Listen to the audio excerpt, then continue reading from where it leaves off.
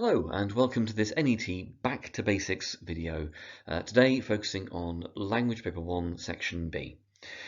As with the others, the idea behind the video is that we'll be talking through a really simple summary version of the key advice and the key points in terms of how you approach these sorts of questions, and we'll be doing it as quickly and as simply as possible.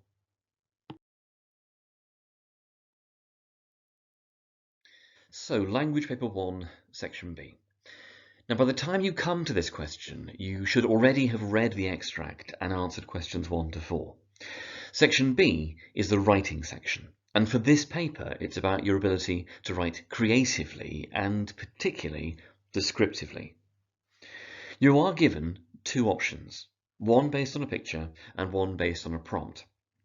And you're supposed to essentially choose one or the other. It's not as simple as one always being descriptive and the other always being narrative. They could both be either. But I would suggest that basing your writing on the picture is usually easier, and that also trying to make your writing as descriptive as possible is the best way to access the marks. Now, a lot of students leap to wanting to write a story because they think it's easier and can think of exciting things that can happen. But it's not often that writing an exciting story actually gives the same kind of quality of writing as writing a descriptive piece. Describing generally gets higher marks. Now, whichever you do, you're marked on the same things. You're marked on the quality of your writing, so your ideas, your vocabulary, the techniques and the features that you use. You're marked on the structure of your writing, so the order things are in, and that's including your paragraphing. And you're marked on the accuracy and the variety of your writing, so that's more or less your spelling, your punctuation, and your grammar. Now, with 40 possible marks, which is a quarter of your entire GCSE, you want to be spending the full 45 minutes on this section. So that's about 5 to 10 to plan and the rest of the time writing, possibly building in a bit of time at the end, just to check over the basics like capital letters and full stops.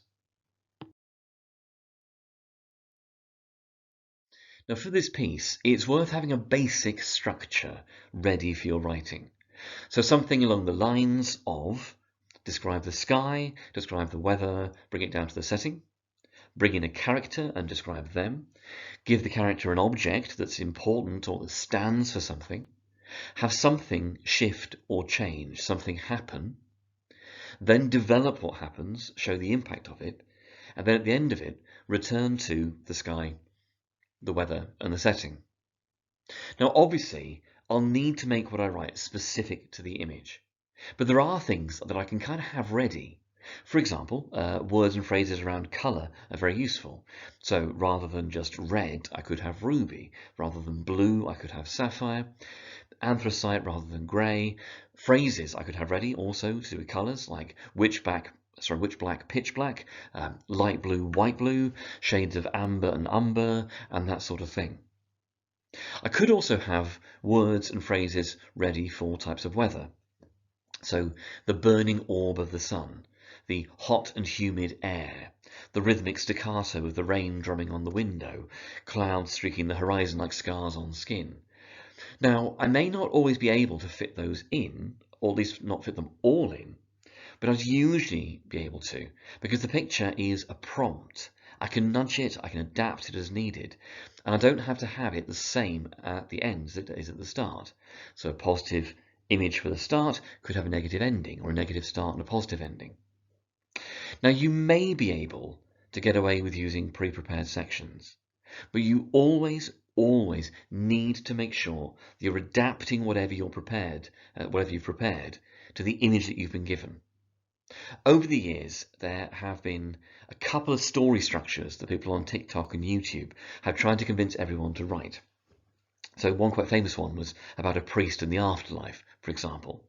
But people often get caught out, and examiners are trained, they are good at spotting where something's been written that's got nothing to do with the picture, or that isn't linked closely enough. So to work it through with this image, for example, so I'm going to, for this question, choose the picture as the prompt. I'm going to start by talking about the sky. So already that's colours such as grey, and I might think about words like ashen, smoky, smudged, and that kind of thing. I'll then talk about the weather, so phrases like clouds streaking the horizon like scars on skin, the smeared smudge of the rain as it drizzles down, that kind of thing.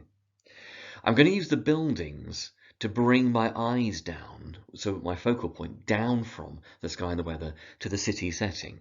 So I'm going to describe, I think, the rain on the windows, the colours and shapes of the building, the grids and the random lights, and that kind of blocky anonymity of the building.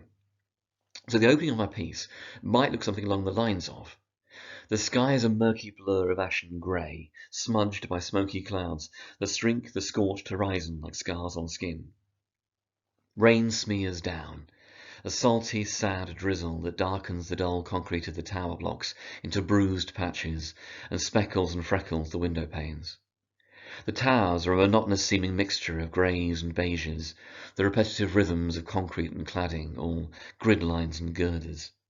Lights flicker in some of the windows, blinking reminders of the nameless, faceless inhabitants. The road below, and so on. Now for the setting, beyond that, I'm going to describe, I think, the dull tarmac of the roads, the cars as they roar past, and maybe contrast that with the fuzzy trees that line the route. Now that's the point at which my character would come in. Now my character, I think, for this would be an old man. It fits kind of this depressing, rather dull urban setting. Older people are easier to describe often because they've got more interesting faces, they've got more of a past, and that sort of thing. I'll draw attention to my old man by having him cough nearby, so something along the lines of the throaty rasp of a smoker's cough. Then I'm going to focus on their overall appearance, so thin-framed and shrouded in a creased threadbare coat, tattered and worn by time.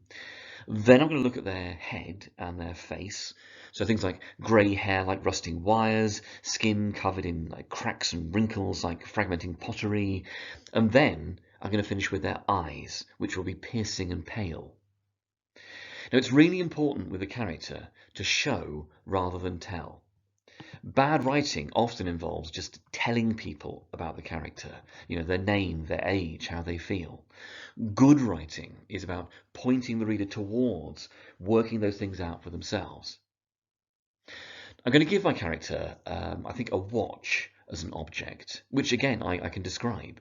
So the watch is going to have a cracked and worn leather strap, a scuffed and opaque face, hands which struggle round. And that's going to prompt some kind of reflection on time and the passing of time, in the sense that he's old, there's less of it left, possibly. Now at this point, I'm going to then have my character pause and maybe link to the setting. So look at the weathered nameplate on a bench and basically strongly suggest that it's the name of his wife that passed away, the idea that they used to go there, that sort of thing. I could have a flashback, which might be a good way of also showing off the use of the past tense, or I might just describe it and leave it at that.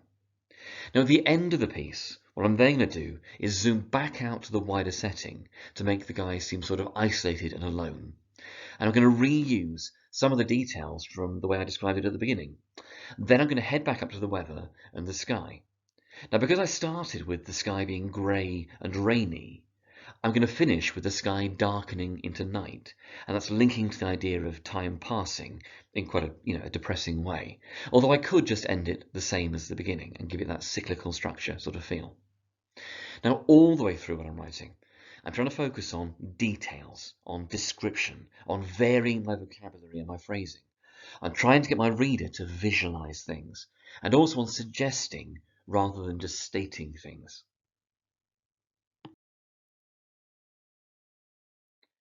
High marks for this section don't necessarily come from longer answers. You do need a bit of range and a bit of development, but really it's about the quality, not so much the quantity. So, try to use a variety of language for effect. Vary your vocabulary. It's not just quick, it's rapid and urgent and abrupt. It's not just light, it's luminous and incandescent.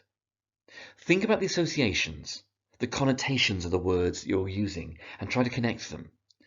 So for example, if I'm using lots of colours to do with gemstones, so sapphire, emerald and diamond, then I'm creating an idea of this thing being precious, which can work. I might also link it to images of gold and silver and have that running semantic field, that broader motif of precious things, jewellery maybe. Try also to make sure that your images link as well.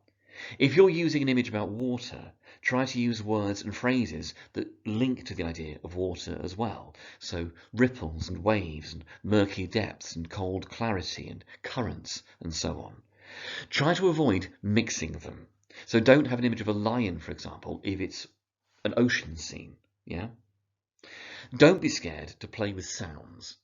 Cold and clear works partially as a phrase because it alliterates. The softly silent stillness works because of the sibilants repeating the S sound. Obviously, you'll want to paragraph, but do also try to paragraph for effect. Get some single line paragraphs in there. The same goes for sentences.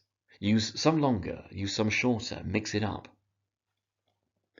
Make sure, whatever you do, that you link your ending back to your beginning so that the whole piece has a logical structure and that kind of cohesive, coherent feel to it. And above everything else, keep your focus on describing for your reader. Essentially, if I can't picture, if I can't mentally imagine what you've written, then it's not right.